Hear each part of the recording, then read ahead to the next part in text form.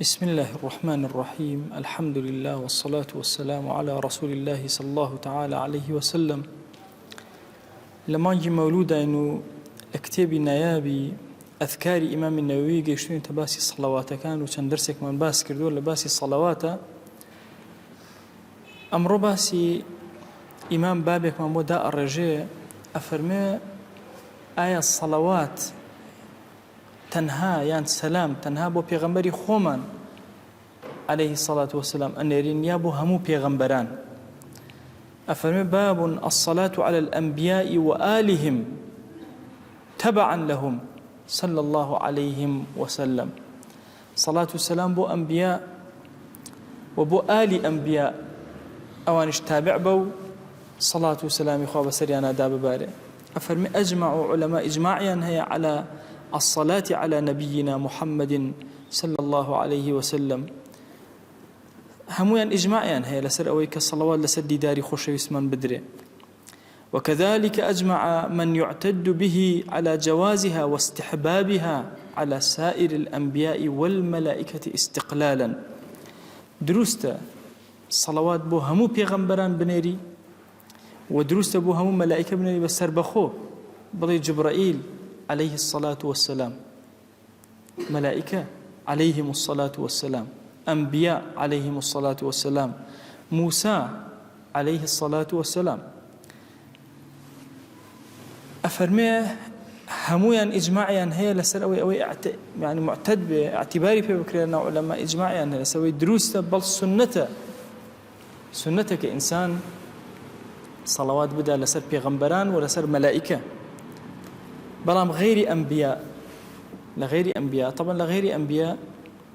يمهر صلوات لسر لأدن مثلا اللهم صل على سيدنا محمد وعلى آل سيدنا محمد. آل سيدنا محمد شن زورة أو خو غير أنبياء صلوات من بو ناردون دعاء الرحمة من بو ناردون. أفرمي وأما غير الأنبياء فالجمهور على أنه لا يصلى عليهم ابتداء لسرتاوى نبي صلواتين لي بدي بون منبلي إمامي أبو بكر صلى الله عليه وسلم هو أولى آل دروست شك أوي أصحابي مقربين همويان آلي أو سلمان فارسي فرمو سلمان منا أهل البيت ناتواني بالله سلمان عليه الصلاة والسلام مثلا لقل لكم جار بيغمبري خوا عليت دواتر أواني تريشي بدوايا عليت إنجا علي مثلا عليهم الصلاة والسلام يا صلوات بوش وازي اللهم صل على سيدنا محمد وعلى آل سيدنا محمد دروست. أفرمي فلا يقال ناتواني بالله أبو بكر صلى الله عليه وسلم نابي وابل آية كناتواني آية حرام آية شونا. أفرمي اختلافي لبيني أنا أصحابي مذهب الإمام الشافعي وتوانا حرام نابي بتنها صلوات وكسب ناري إلا لقل بيغمبرا قيناك بس بتاقي تنها نفرك نابي. وقال أكثرهم زورك لهل أصحابي مذهبي خومن هندي كان فرموانا حرامة زوري كان فرموانا وتوانا كراهتي هي بلام حرام نيوكو حرام أغير كسيكي جوتي باش نية باشي نكردوا بلام وكو بلي حرامي كي كردوا قناه باربونا زوري كتير فرموانا چي فرموانا والله وخلاف الأولاية وباشتر النيلي أغير بش الله قيناك بلام مكروه نية. والصحيح الذي عليه الأكثرون إمام النووي يقول ترجيح هذا أفرمي أويك الزوريني علماء المذهب لسري واستاون أنه مكروه كراهة تنزيه. أفرمي مكروه كراهته بلام كراهته حرامية كراهته تنزيهية بو لأنه شعار أهل البدع شكو شعار أهل بدع لزمان إمام كاتك باسي قوركاني خواني أن أكر صلواتي على سريان لأد. أفرمي شعار أهل بدع أقاد ليبه.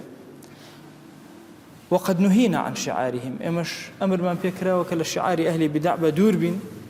والمكروه هو ما ورد فيه النهي المقصود بوتينا تواني بالله مكروه شي حرامية مثلا. أفرمي أبين نصك مقصودها تبو أو مثلا إن جاء تواني بالله كراهتي تحريمي لما مثلا اجتهاد علماء نصنها تو لبرأو مجالاتي تيا بوي ألين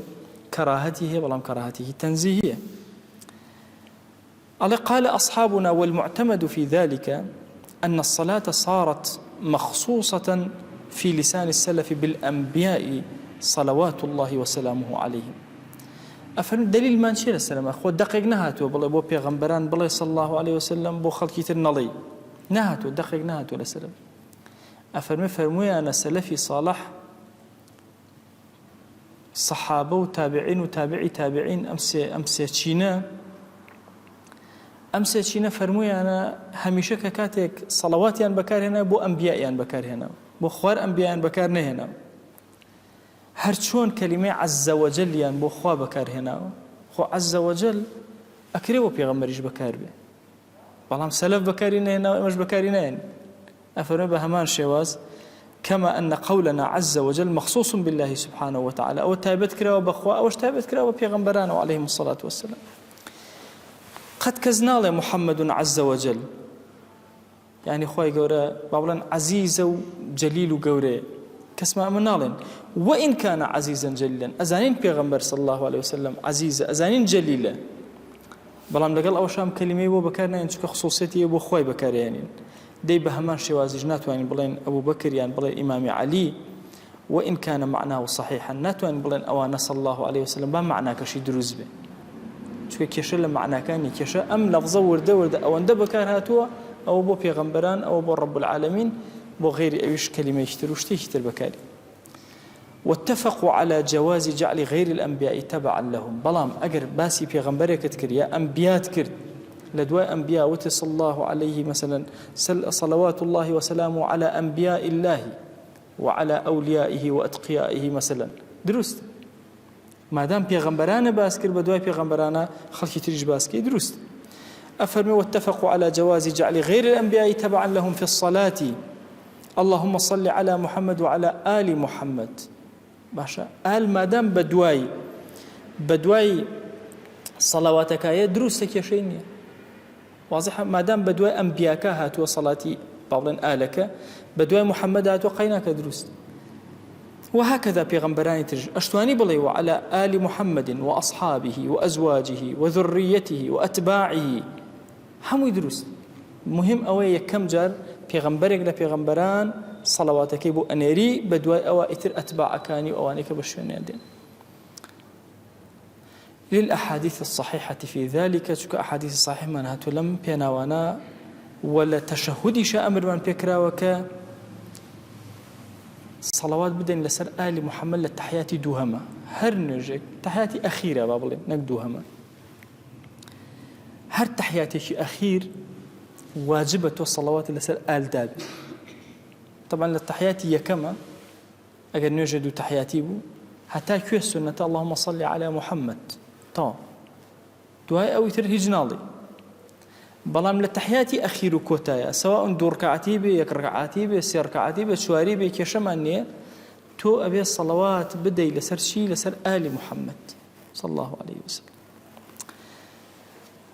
أفرمي ولم يزل السلف عليه خارج الصلاة أيضا أما للتحيات آوايا دي سلفي صالح لغير تحيات شاء صلوات النسر هيج كسيق نداوى إلا لدواي بيغمبرك ونبي يكم جار صلوات ينداوى لسر أو نبي يعني محمد صلى الله عليه وسلم دوايش لدواي أو بسر آل وأزواج وأتباع وأوى. وأما السلام أي سلام كردن فقال الشيخ أبو محمد الجويني من أصحابنا إمام الجويني لأصحابي مذهب إمام الشافعي أفرمي هو في معنى الصلاة الله معناه صلاة فلا يستعمل في الغائب لغائب بكارنايا فلا يفرد به غير الأنبياء غير أنبياء ناتواني بلي مثلا ناتواني بلي علي عليه السلام لغيابة لحضور السلام عليك مثلا كسيك أبيني درست مسلمانك هي لمزقوتي خوما أمرنا هاتو الله عليه السلام نايين الله عليه السلام فلان كزنا هاتو باشا آية أما دروسته إمام الجويني أفرمي أما دروسني عينا وكو الصلاة ويا صلاة شون بيغمبر كان لبيشو علي إنجا بدوا سلامش كبو غائبة بهما شواز. وسواء في هذا الأحياء والأموات مردوبة كسكة يان زندوبة بلام لما جسي أما حاضرنا به بهمان شواز ناتوين بلا عليه السلام يعني لدواي ناوي بيغمبروا ئەتوانین سەڵات بۆ ئەمان بنێرین لە دوای سەلامی ئەوە ئەتوانین سەلام بۆ ئەمان بنێرین سواء أحيا بن يا أموات بەڵام حاضر قەیناکە فيخاطب به کەسێکە لە مەجلیسەکەتە ئەڵێ السلام عليك سلام عليكم السلام عليك السلام عليكم هذا مجمع عليه إجماعي لسرك دروسته وسيأتي إيضاحه في أبواب إن شاء الله تعالى دواتر بدرجة رنيكين طبعا آية أيام دروسته مثلا الصلاة بو مردو كان من بنيرين سيما هم جاري متابعتان كبيرة الدعاء كان أيام السلام خو من أنيرين بو بيغمبري خوا صلى الله عليه وسلم آية دروسته بو مردوي كي خوم أو بيغمبري خوا صلى الله عليه وسلم مردوه سلامي شي بو أنيرم آية دروسته بو مردوي كي خوم سلام بنيرم خو أكري لبابي الدعاء مثلا خويا أم سلامي من بقينا بو احتمال الدعاء كوجيرا بي بقى بس آية دروست أما بانفرادي بمفردي بكري دروس نية إمام الجويني أفرمي بلكو أبي لقل أنبياء بيلي خويا كان مثلا سلام من بقينا بيغمري خويا صلى الله عليه وسلم سلام بقينا مثلا أصحاب مثلا تابعين أولياء صالحين علماء عائلة كي خوم باو بابيري خوم مثلا فلان كس كهاولم لدوهاي بيغمبرانا ودروستا بمنفردي دروس نيه وصلى الله على سيدنا محمد وعلى آله وصحبه وسلم تسليما كثيرا أبدا إلى يوم الدين خويا داود لأكين أم كتاب بكرة بركة والرحمة بوجيان من بو آخرت من سرما لدنيا بي برسكا لآخرة سرما بي برسكا خويا داود لأكين بقوري خوت همو كلمة لخزمة أم كتاب أوسن بك نور روناكي ظلمان نور روناكي جيان من نور روناكي مالمان آمين آمين والحمد لله رب العالمين خويا قول لقناه من شيء أجبوري خويا لمن قبولك